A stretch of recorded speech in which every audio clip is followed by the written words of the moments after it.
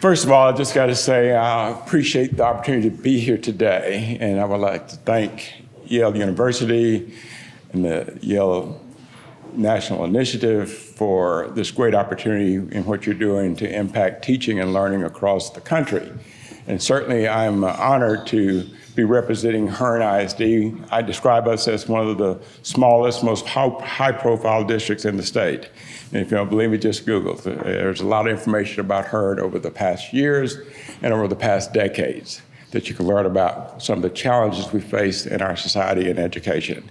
And I applaud the work that you're doing here. And as far as the meeting we had, Carol did an excellent job in leading that discussion, and I will let her share a lot of the feedback we provided to her, what our takeaway from the proposed seminars that you have coming up looking into next summer. But I can just tell you I'm excited about the work you're doing here and how it relates to Texas. And yes, this is a diverse crowd today, and you're reaching all across the country. And so what looks good in one area may be a challenge for another, but I can just tell you specifically from Texas and what has been happening there recently with the legislative sessions and things that are going on. And one of the big things is the Effective Schools Framework.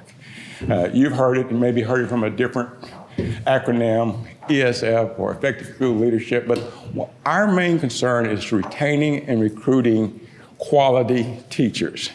That's the engine that drives the education. That's the evidence you showed today over the past few days in the work that all of your fellows have been doing here with the work that they displayed.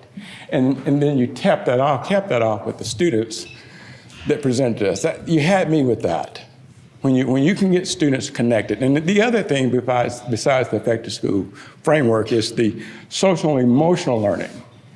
And that was evident as well. If we can get students excited and engaged in what they're doing, it makes all the difference in the world. And I'm sorry, but you may not be able to measure that with just a data-driven, but I guarantee you what I saw,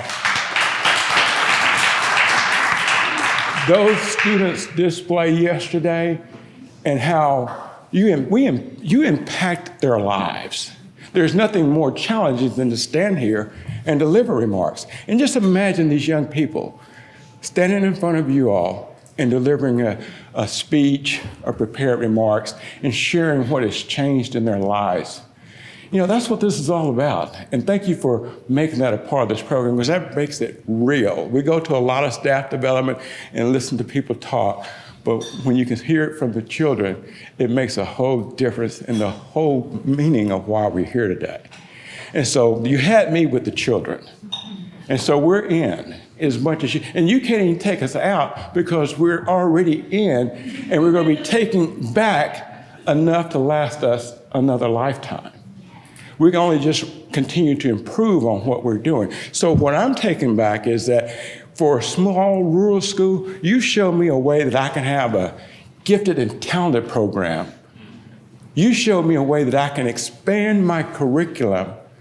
You show me a way that I can teach math better. So I don't know what American Airlines are going to say when I come with all my bags in the morning, but they better not try to charge me.